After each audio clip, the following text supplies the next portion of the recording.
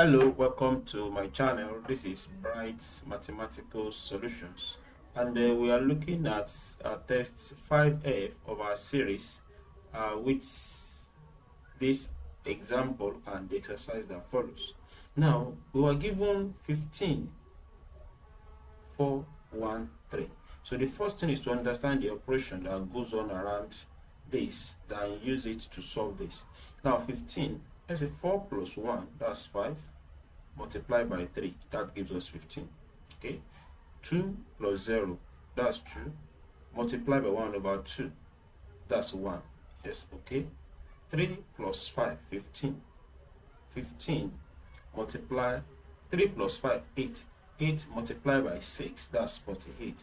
So that is the operation addition and multiplication. So let us get into it. 4 plus 4, 8. 8 multiplied by 8, 64. So our answer here is C, 64. The next one, 6 plus 5, that's 11. Remember, we are multiplying with this, and it is giving us what we have here.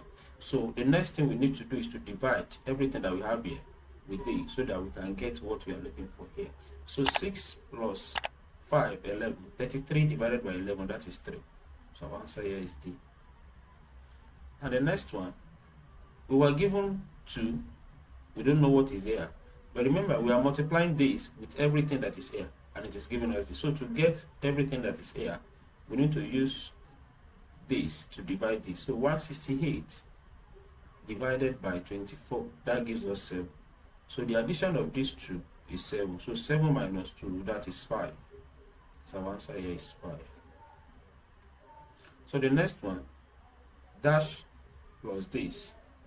So multiply by this gives us 7. So 3 divided by 1, that is 3.